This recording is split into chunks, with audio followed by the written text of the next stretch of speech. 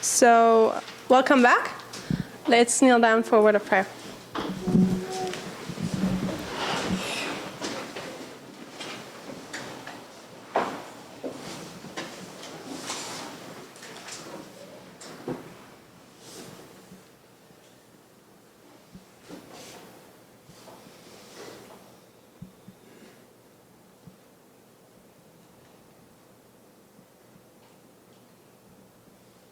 Amen.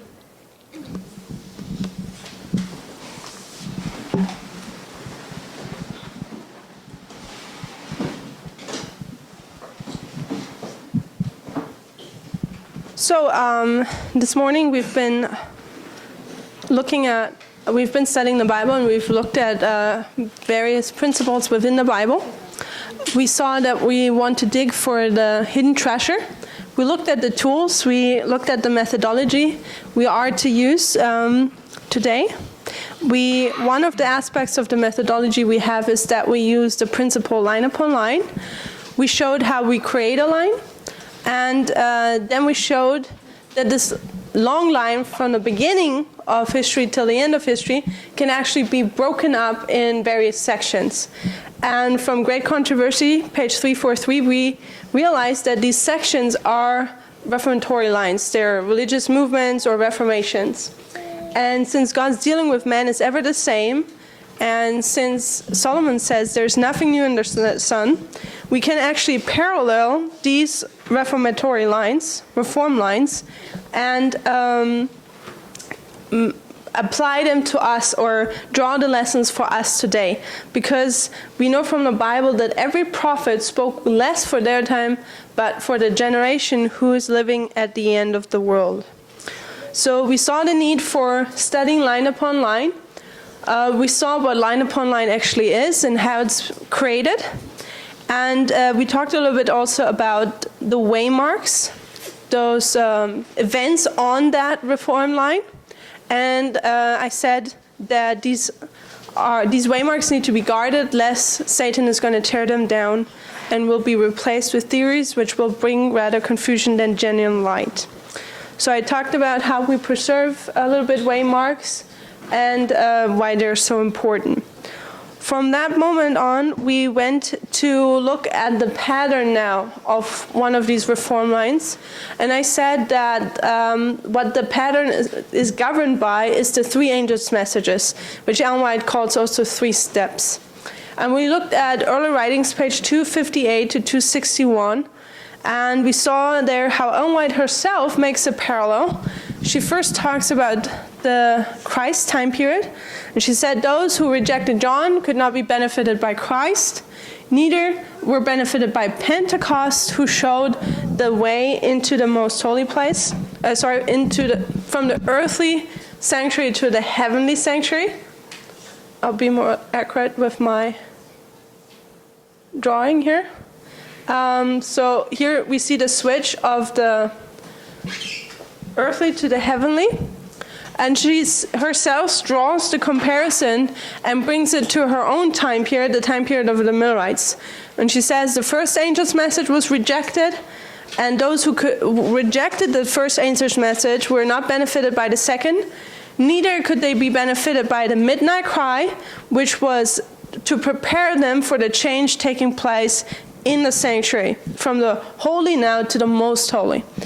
In the next sentence, she's referencing that the third angel's message was the message to prepare them for that change. Therefore, we can see that this midnight cry message is actually the third angel's message. So we have our 3 steps here. First, second, and third angel's message.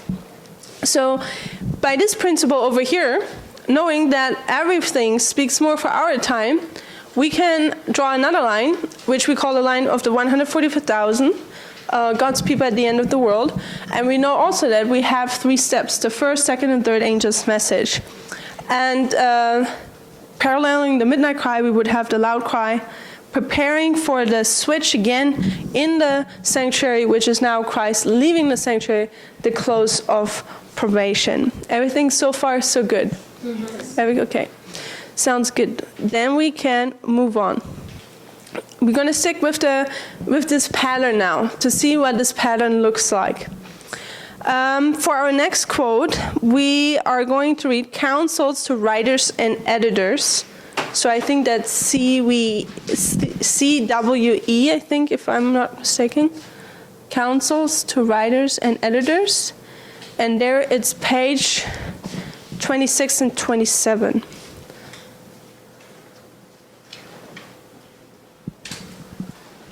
So she's talking here again about the three angels' messages. And she's saying here, the proclamation of the first, second, and third angels' messages have been located by the word of inspiration. Not a peg or pin is to be removed. No human authority has any more right to change the location of these messages than to substitute the New Testament for the Old. Yes, good? CW only? Thank you. Counsels to writers and editors, it's just CW, page 26, 27. So here she talks about the three angels' messages. And what is she saying? She's saying they were given a specific location. They were placed specifically by the Lord, inspiration. And no one is to change that, the place, or the place where they were put. So let's read Matthew 5, verses 18 and 19. She's incorporating here the same principle as the Bible gives us. Because she says here, not a peg or a pin is to be removed. Matthew 5, verses 18 and 19.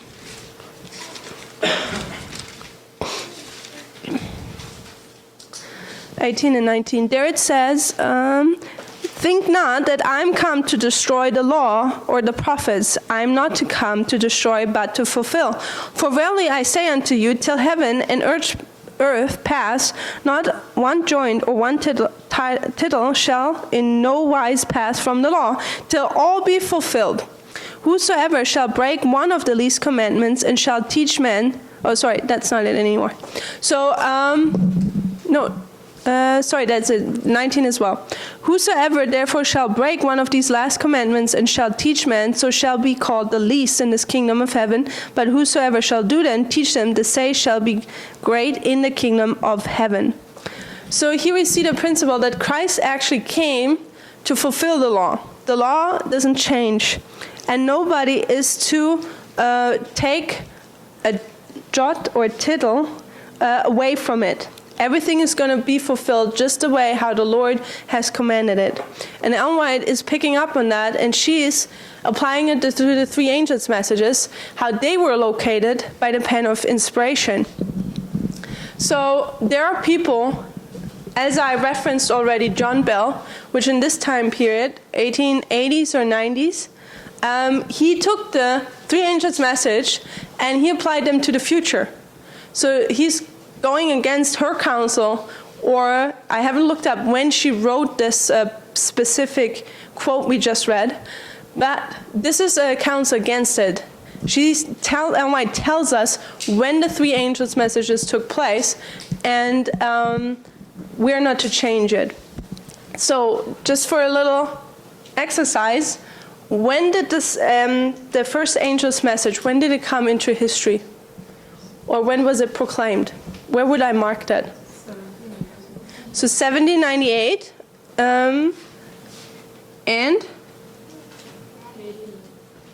Pardon me?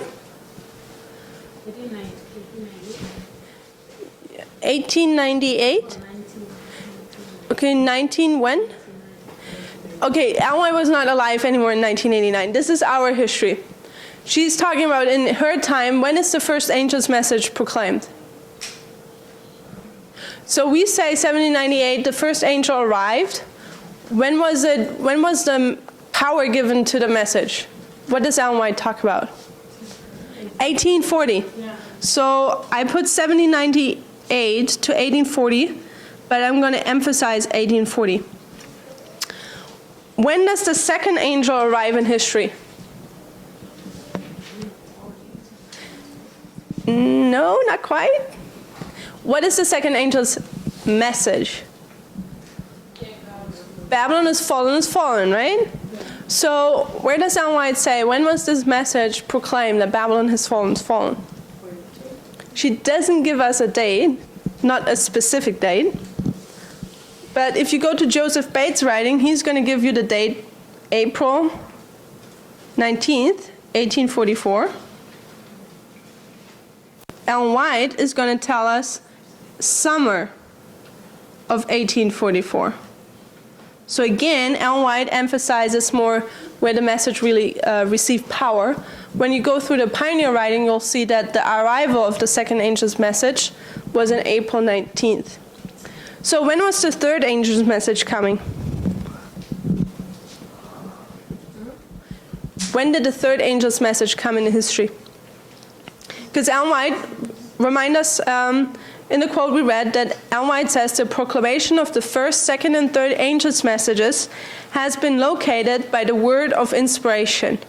So we are trying to find out now the location. Where were these messages proclaimed? October 22. One question, is the midnight cry, when was the midnight cry taking place? It's in summer. Say that again? It's also in the summer. It's actually in August. That's when they call it the midnight cry. So, but I'll put from October onward here, just for the sake of the depth. I did it again. Spelled it wrong. From October 14:4 onward, because that's what Ellen White tells us for now. Later on, we'll find more details and it will be clearer. So we located the three angels' messages, and they're not to be moved. Nothing is to be removed from them, neither does anyone have right to add to them. Let's go to the next quote. Selected Messages, Book 2, page 104 and 105. I have selected messages, 104. I'll just, for the sake of space, 104, 105.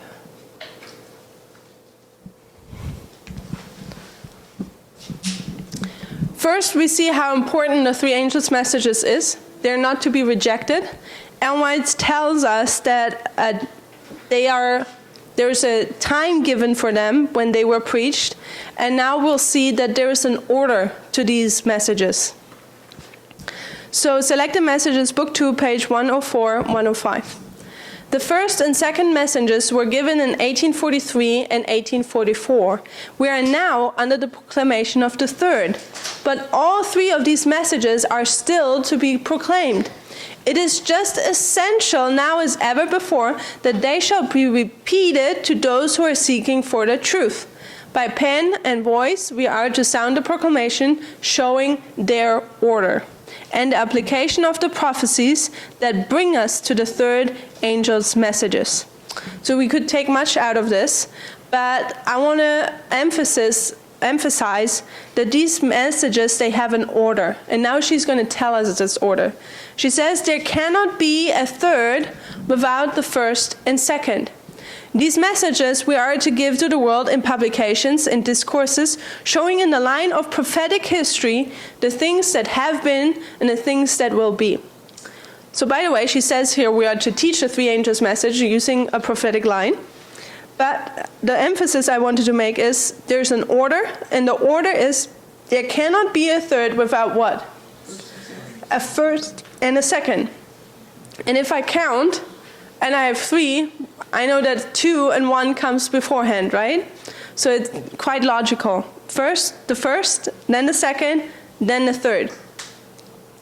Why would she say that? Why would she say, okay, we are under the proclamation of the third angel's message, but we still need the second and the first, and by the way, you can't have the third without the second and the first. Why would she say that? Because God is a God of order.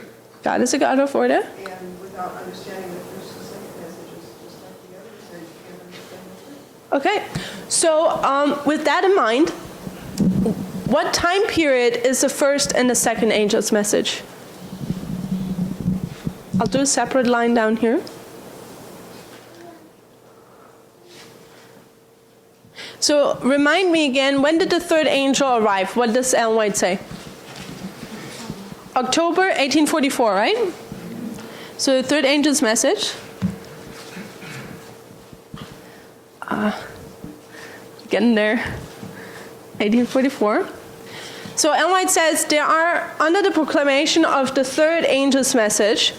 So this tells us she must be, or they, whoever she's speaking to, they must be sometime after October 1844. And she reminds people, you cannot have a third without the second and the first. What is she actually saying with this? You cannot, yeah, go ahead. Accept the first. Yes. To benefit from the second and the third. So this is the third angel's message. This time period here is the first and the second. So what is she saying? She's saying that the people who are back here, you cannot be in this time period proclaiming the third if you leave out this history here. And this is 1798 to October 1844. And what did we see today? We saw that as those people were walking the ground, prophecies unfold, and they saw these waymarks, placing the waymarks on the way. And what did we see? What did Satan, what is he trying to do? He's trying to remove them, take them down, or replace them with theories. So what I'm seeing here, what Ellen White is doing, that she sees that this here is under attack. And she's reminding people that you cannot have the third angel's message without this history here, the first and the second. You cannot have any Adventist doctrine, because we said those waymarks, they are connected to doctrines. So the first and second angels' messages, the doctrines which were gathered in that time period, are on these charts. So here are the truths on these charts. And she's reminding people, you can't stand where you're at if you leave that time period, those doctrines out. So you need first, second, and third angel's message. We came a little bit here off track. But we see the pattern. 1, 2, 3. When you see somewhere in the Bible the characteristics of the third waymark, you will know that you also will have a second and a first. What am I saying? If you recall, I said that we read the quote where Ellen White says that we need to understand the scriptures or have knowledge of the scriptures so we can trace down the lines of prophecy and the specifications given. Do you remember that? So we take history, place it on a line, we find waymarks, but there are also details given. So every waymark, which we will find in the pattern, has certain details to it. And it's just so we can recognize those waymarks within the Bible. For example, the third waymark will have a detail. Let's say we'll put a red dot here. And the second waymark maybe has a red cross, and the number 1 has a star. So when I go to the Bible, and I search my Bible now for hidden treasures, and I find a red dot somewhere, I will recognize, okay, this is a detail, a characteristic of the third waymark. And I look around the area, and by the principle, I know when there's a third one, I need also a second and a first. And by the characteristics, you are able to decode whatever you've written, and you find those waymarks. Does that make sense? That's how we study, so to speak. Okay, the logic is 1, 2, 3. And we can find these 3 steps everywhere in the Bible and in God's Word. So let's go to a few Bible verses and see if we can find 3 steps. Because we know Ellen White was shown 3 steps, the 3 angels' messages. Let's go to John 16, verse 8.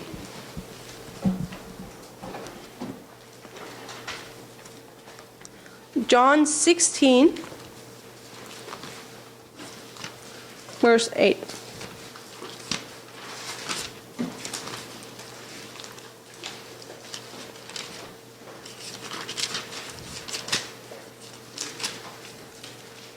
John 16, verse 8. And it says here, and when he is come, who's he? the Comforter, right? It's not Christ. It's the Comforter, because Christ just left, and he promised a Comforter, right? And when he's come, he will reprove the world of what? Of sin, of righteousness, and of judgment. 3 steps. So I'm going to take this off now. So in John 16:8, we'll see John 16:8. We see that the first step is sin. Then we have righteousness and judgment.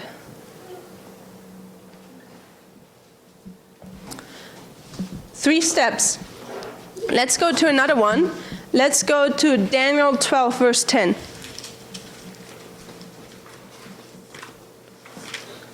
And we could do much study about each step of all the scriptures we're going to now. All I'm trying to show here is that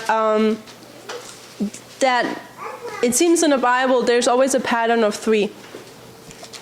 So it's Daniel 12, verse 10. It says, "Many shall be purified, made white, and tried, but the wicked shall do wickedly, and none of the wicked shall understand, but the wise shall understand." So Daniel 12:10 gives us again 3 steps. What are the 3 steps? What can you see?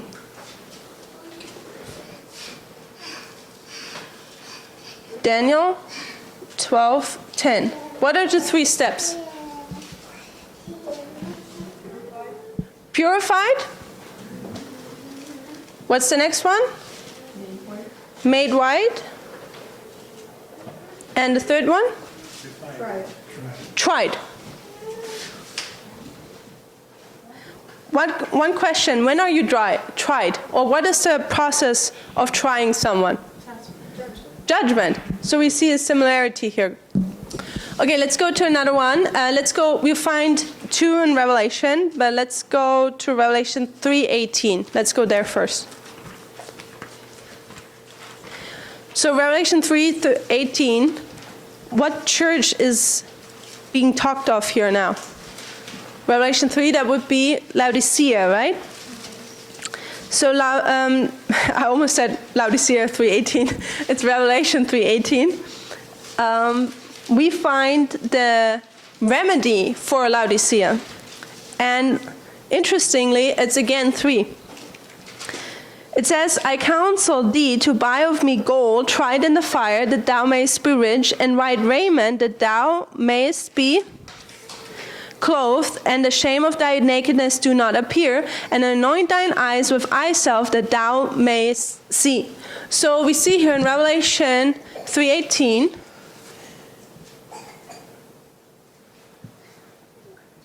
three remedies. What are the 3 remedies? Gold, right? What's the next one? White raiment? And? Eye salve.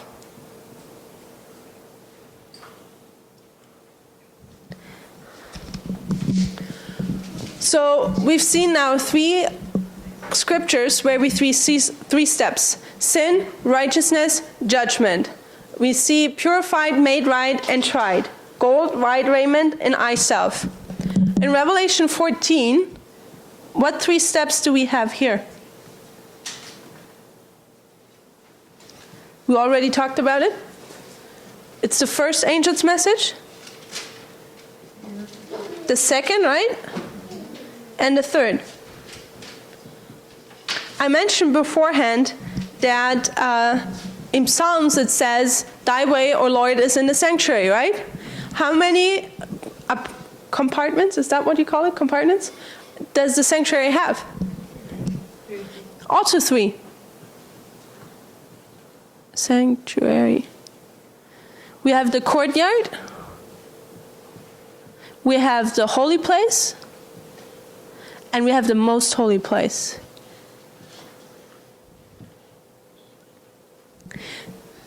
How many people are there in the Godhead? There are also 3. The Father, the Son, and the Holy Spirit. So we see over and over again, and we could continue, as you continue studying, you'll always find the 3. Revelation 13 even. Let's maybe go to Corinthians. 1 Corinthians 13.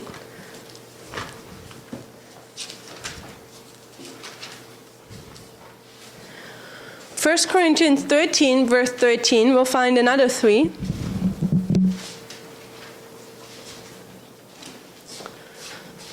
First Corinthians.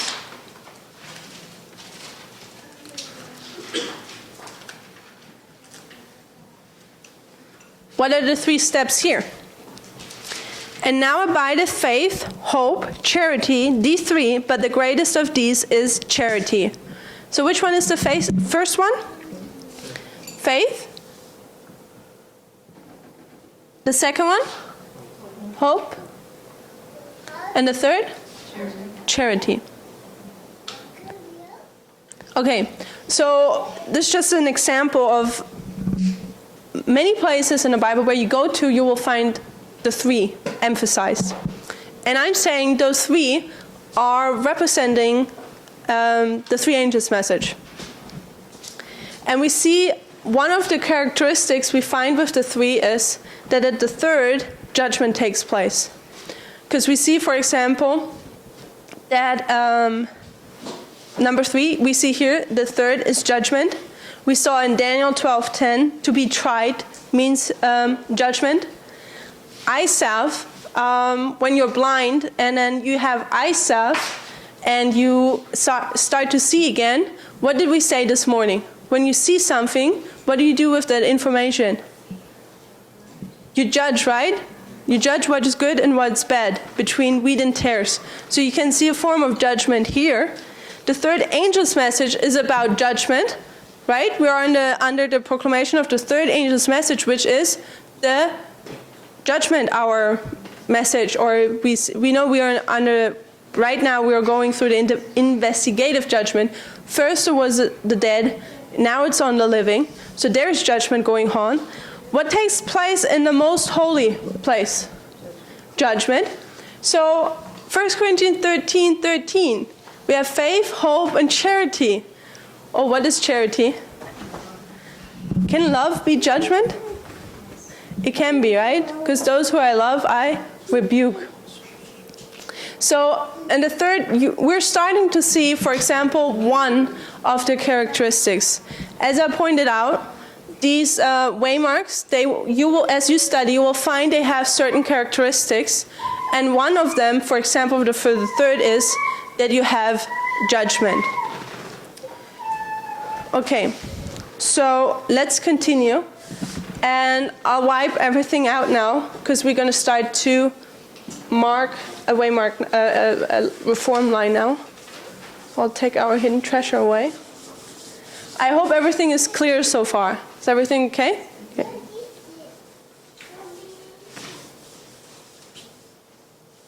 I'll keep the references on.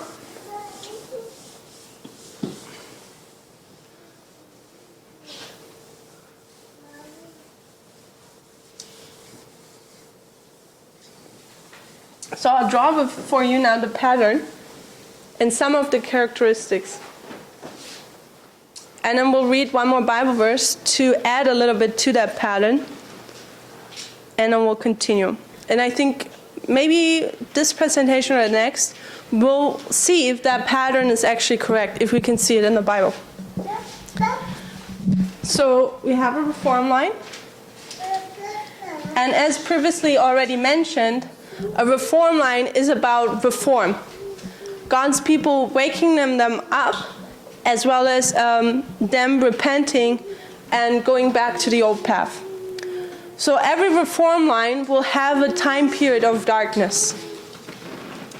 A period where God's people are either in literal or spiritual captivity. They're not connected, they're separated from God. And we read already Daniel 12:4 today, where Daniel talks about the time of the end. And he says, at the time of the end, many shall run to and fro, and what shall increase? Knowledge. So there's this time period of darkness, but there comes this point in time which we call the time of the end, where the Lord says now, okay, it's done. I don't want my people to be scattered anymore. I don't want them to continue in darkness.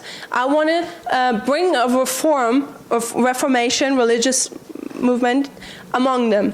So this time of the end will mark where God is going to send now light to disturb or scatter the darkness among God's people. And often this time of the end is a fulfillment of prophecy.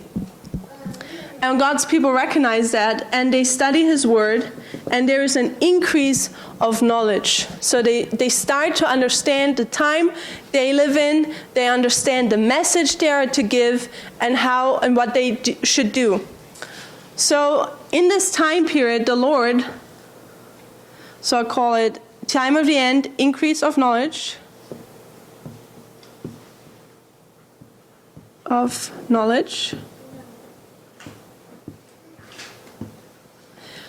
In this time period, the Lord is actually going to formalize the message.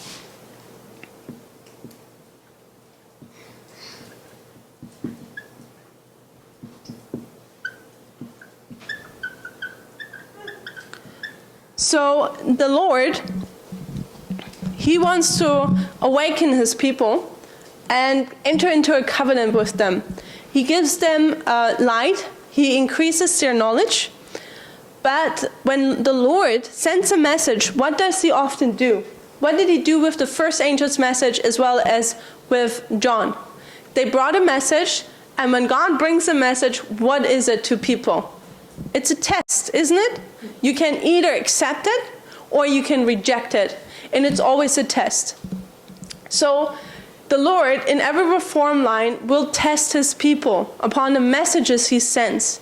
But He cannot test His people before He has not formalized His message. He first needs to make them clear in a package, this is what I want, this is the message for the hour. And then He can go and test them. Does that make sense? It's like you're in school and a test is about to come, and the teacher, before the test comes, has to teach you, right? So it would be unfair if there's a test about a subject you've never heard before. So the Lord does the same. He first teaches you, He formalizes the message, and then He will test. So this comes, the next waymark is one of the characteristics is that somehow a divine being comes down. This can be something supernatural, it can be an angel, it can be a dove, something sent from the Lord. So something is coming down to the earth at this waymark.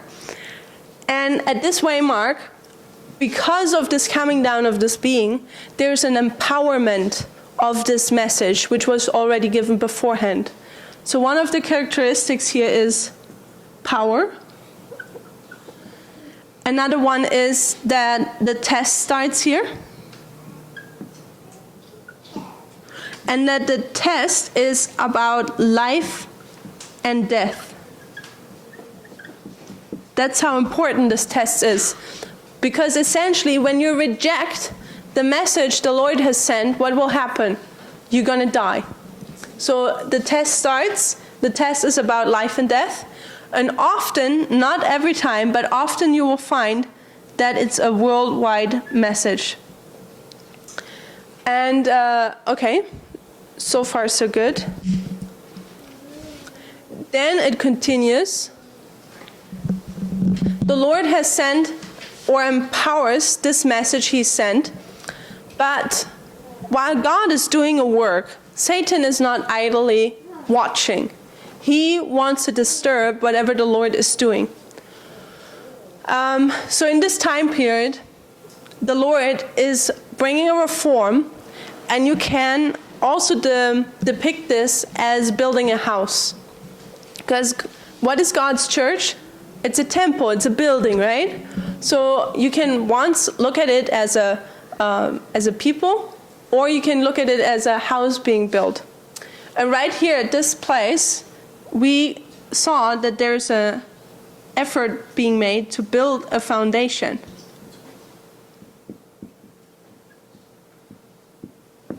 And who's the one and true foundation? Christ. So we will see in every reform line that the foundation is connected to Christ. So, and as I said, Satan is not going to watch how this building is being completed without him trying to disturb him. So while the foundation is being built, or shortly thereafter, you'll see that Satan is going to be active. And we call it the activity of the enemy.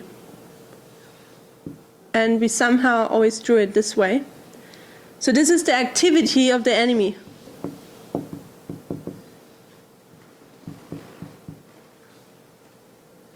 Enemy.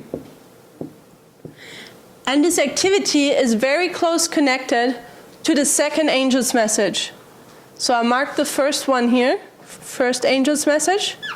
This is the second angel's message. And the second angel's message says, Babylon is fallen, is fallen. So you see these two often very close together.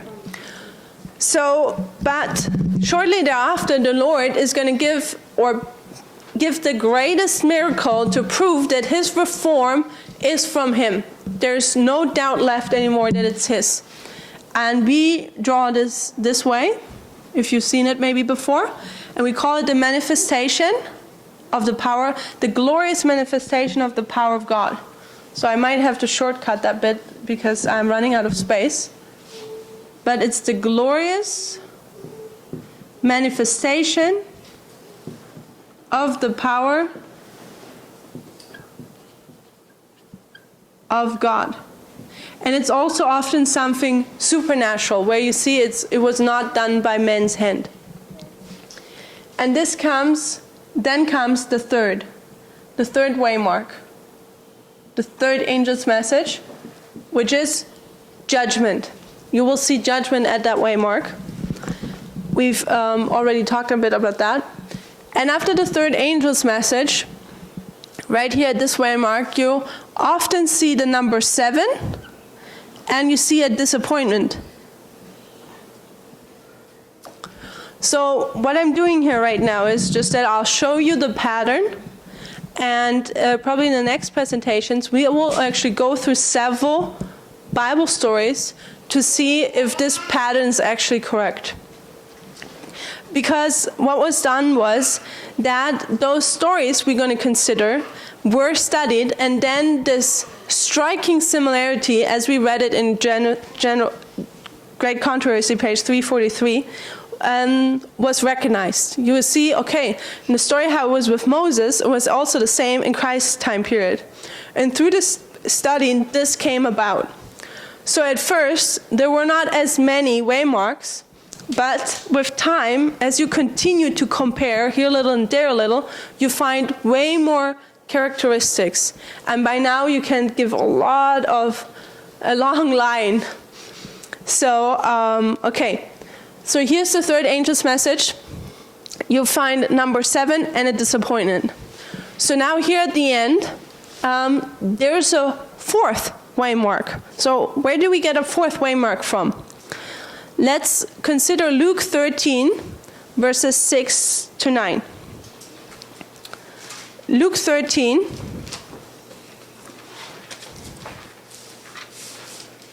Luke 13, verses 6 to 9.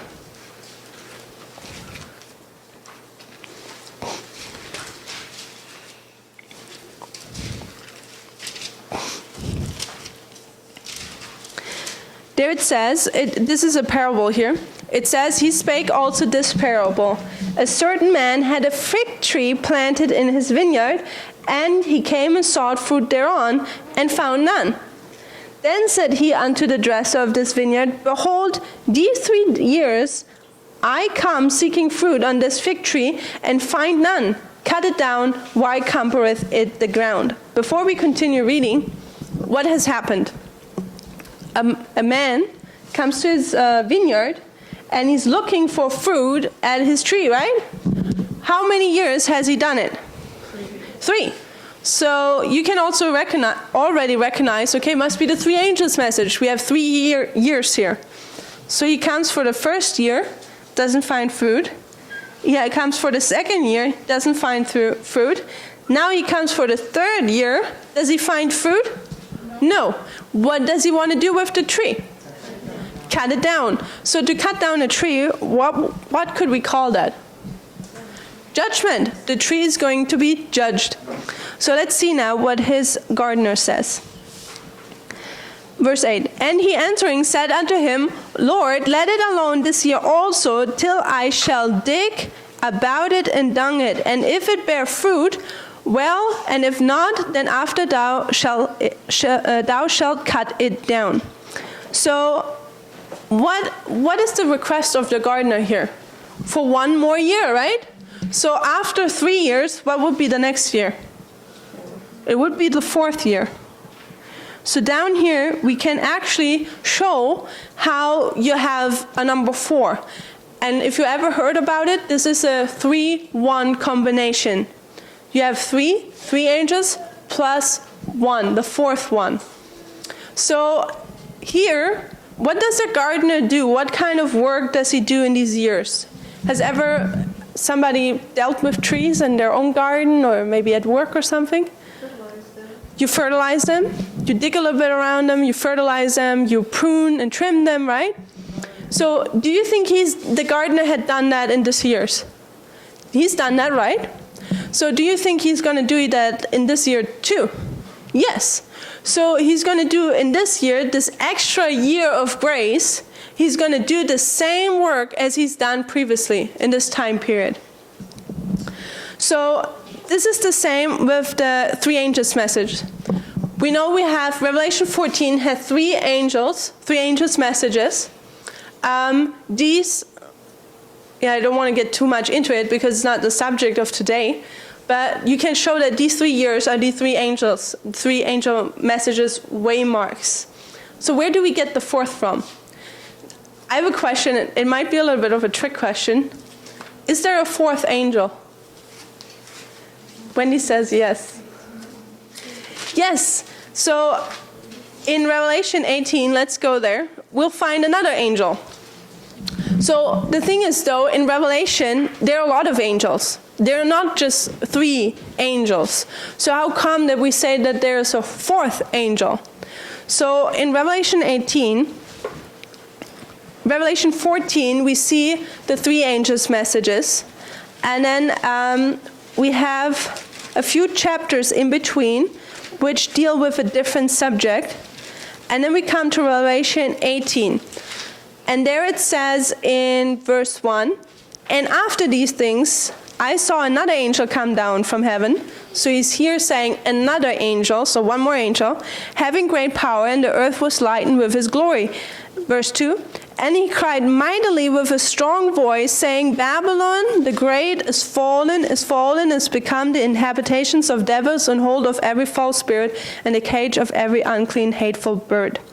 So we're not going to study Revelation 18 now, but knowing the 3 angels' messages, it should ring a bell if we read Revelation 18. Because Revelation 18, what is that angel crying? Pardon me?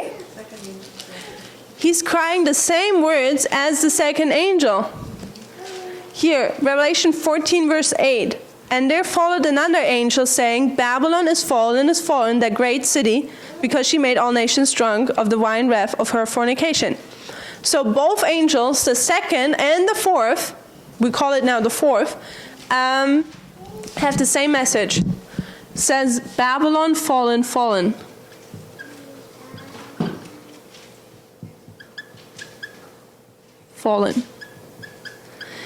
So this message we see also here.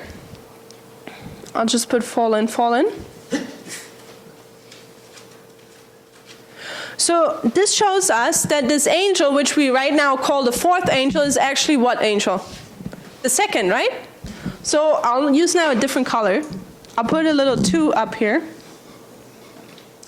So beforehand, I put great emphasis on that there is an order to the 3 angels' message. Can you remember the order? 3? 1. that's the 3-1 combination. But what is the order of the 3 angels' message itself? We said there is a specific order. You cannot have a third without the first and the second. So if I can't have the third without the first and the second, can that be though that I have the second without the first and the third? No. So they always go together. It's a package. So when I know that I have the second angel's message here, what do I also know? Somewhere there around has to be the first and the third angel's message. 1 and the third. Can you see it? Did I lose you guys? Okay.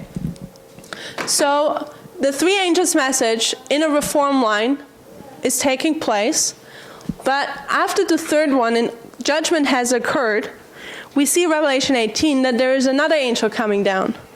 And this other angel we like to call the fourth, but it actually has the same message as the second. So here at the end of a reform line, you will see that you have the fourth angel's message, the fourth / the second.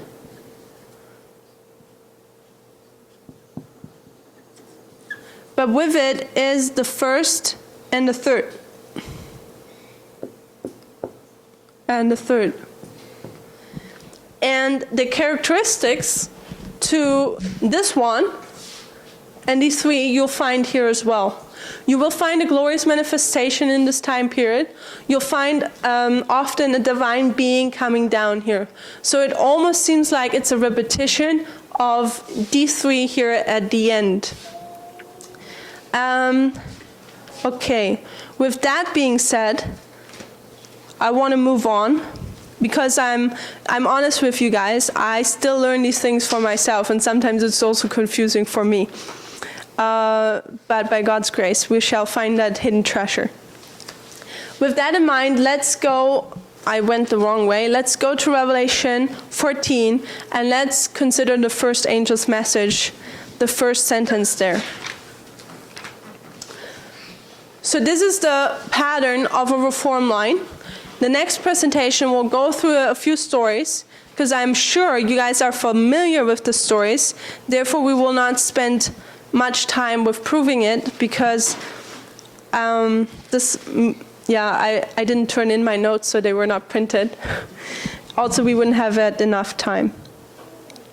But normally what I would do is every 6 or 7 stories we have to put underneath here, I would go through every little detail and characteristic and show how this pattern is shown in this line or in these stories. But you can't squeeze everything in one Sabbath, as I said before, and I've done a series about it with 18 presentations.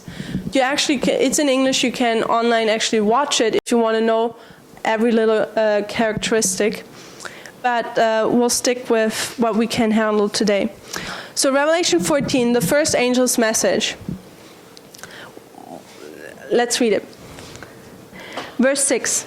And I saw another angel flying in the midst of heaven, having the everlasting gospel to preach unto them that dwell on the earth, and to every nation and kindred and tongue and people. We'll stop here. Because we know the first angel's message, fear God, give him glory, for the hour of his judgment is come. This angel who flies in the midst of heaven, what does he have? The everlasting gospel.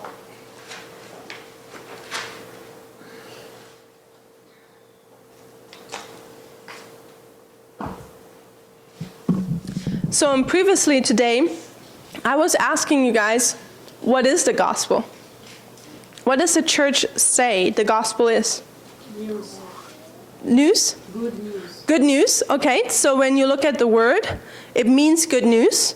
So what is the good news? So this angel here is flying through the midst of heaven and has the everlasting good news with him. What are the good news? Jesus? Fear God and give him glory. Okay. That he's coming. Okay. So let's read a quote from Ellen White. And in this quote, she is referencing a Bible verse. So this is Selected Messages, Book 2. We have that already on the board, page 106. Selected Messages, Book 2, page 106. It says, the message proclaimed by the angel flying in the midst of heaven is the everlasting gospel, the same gospel that was declared in Eden when God said to the serpent, I will put enmity between thee and the woman, and between thy seed and her seed. It shall bruise thy head, and thou shalt bruise his heel. So this is Genesis 3:15 she's quoting here. So what is she firstly saying? She's saying the gospel in Revelation 14 is the same gospel as what? In Eden, right? So here we are in the book of Revelation. Is that Revelation? Gospel? Oh, let me put it the other way around. Is there another book in the Bible after Revelation? No, it's the last book, right? So we have here the gospel. And Ellen White just told us that this is the same gospel as when? In Genesis.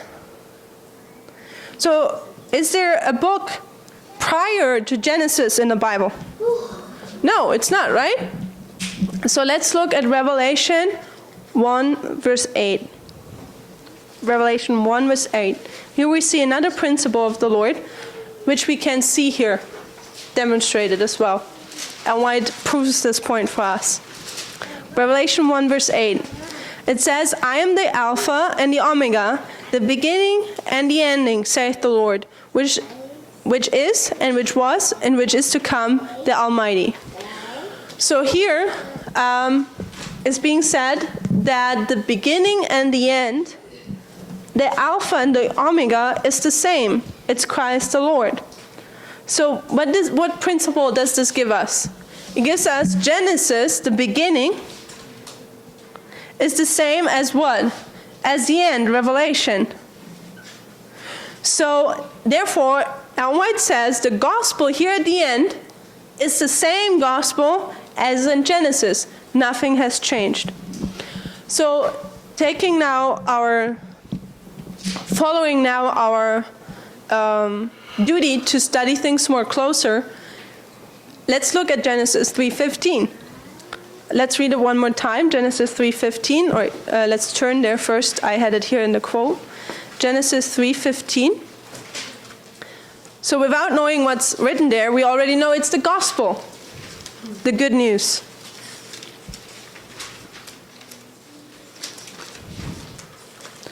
Genesis 3, verse 15.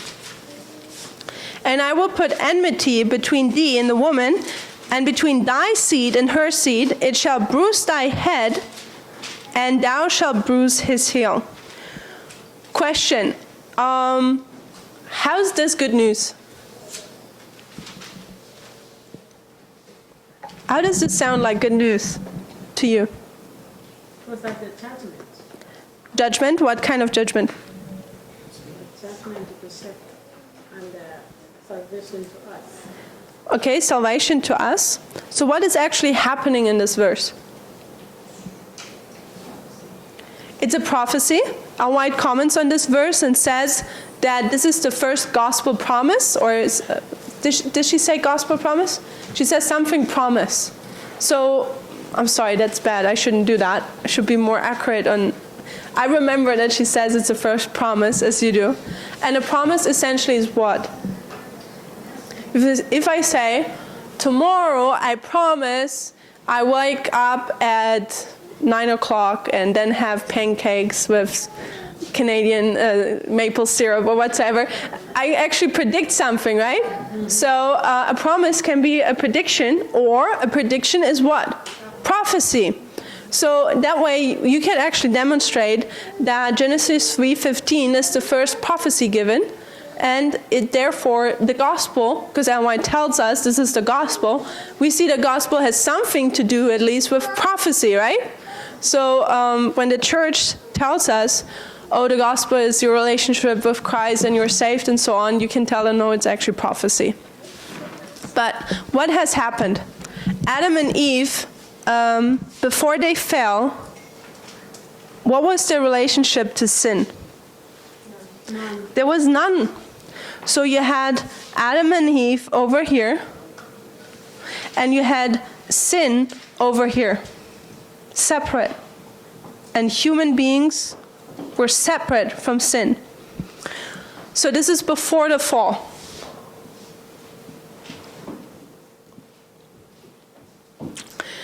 What happened at the fall?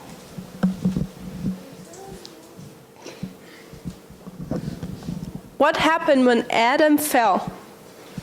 What happened to this relationship between humanity and sin? Pardon me? They became one. So after the fall, or let's put at the fall, just the fall,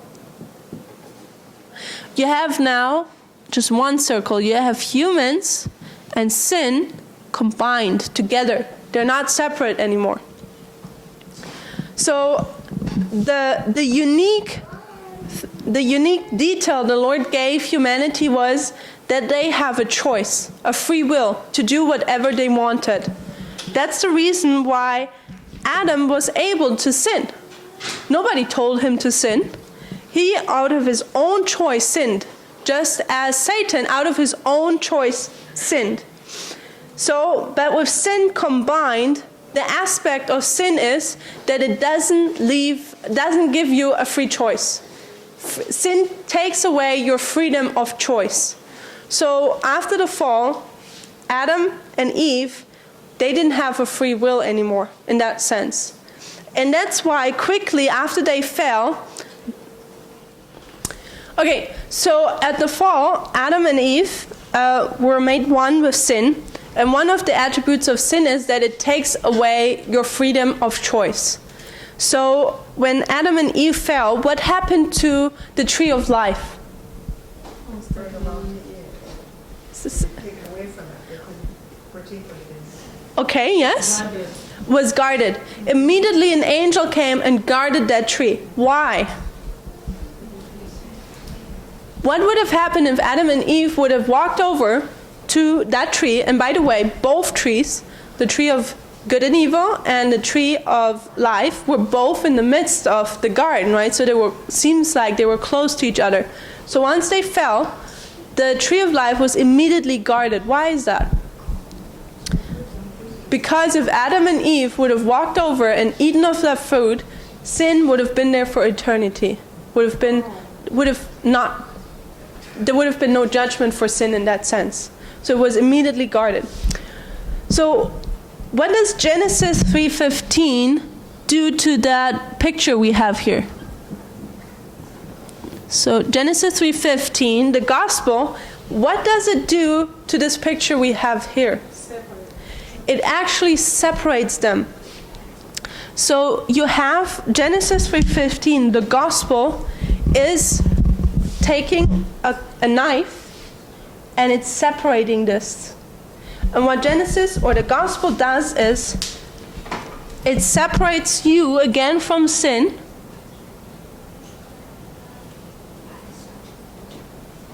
And gives you again free choice. You have the freedom to choose again. This is the portion, because I'm not going to profess that I understand the plan of salvation. That's why I'm saying it's a portion of the plan of salvation. Beforehand, we were free beings, but we choose to sin. Out of ourselves, we could not again choose to not sin or to separate ourselves from sin. That's what God had to do. He had to give us choice again. He used Jesus Christ to that. But the gospel is that now we again have that choice to not sin. It's our choice. It's our choice to stay away from sin and have a sanctified life. However, we know that many people choose sin. It's just our nature by now. So that is actually the gospel. The gospel is to separate us from sin again. The question now is just how? How does the Lord do it? How does he accomplish this cut between humans and the sin?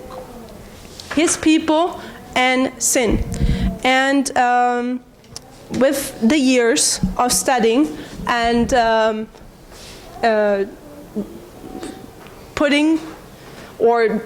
with the years of studying these reform lines, there was a sentence put in place. And the sentence was put in place by Brother Jeff Pivager. And it goes the following. The everlasting gospel, which we just talked about, the everlasting gospel, the gospel in Genesis and Revelation, is the work of Christ. So do you remember when we talked about Great Controversy, page 343, it says the work of God represents from age to age and so on, and I asked, what is the work of God? Do you remember that, sort of? I say, this is the work of God. The separation between his people and sin, that's the work of God. So the everlasting gospel is the work of Christ in producing and thereafter demonstrating two classes of worshippers based upon the introduction of a three-step prophetic testing message. So this sentence is actually a very deep sentence. It has lots of information of it. I'll try to simplify it in that way. God wants to separate, his job is to separate his people from sin again. He wants to separate these two. How does he do it? He uses a reform line. He's using 3 steps, which are 3 prophetic testing messages, to produce 2 classes of people. Those who obey him and those who obey sin. And he's separating them by 3 steps, the 3 angels' messages. And that is the work of God. Does that make sense? Yes. And that is the everlasting gospel. So this is the gospel. The separation under 3 steps. And not so much that Christ saved us. This is true. Christ saved us, but there's so much more to it. There are the details around it. And often we become lazy and take those things for granted. And I think when we study the Bible this way, we'll see actually what effort the Lord is putting forth to save us. And it's just us who are procrastinating. Is that the way how you call it? Okay, so with this being said, that was the introduction to the reform lines. Now we would from here on go on and we would go through several reformations within history, and we would see if this structure which was recognized, if that structure actually is correct. So let's break for a short break, and let's kneel down for a word of prayer.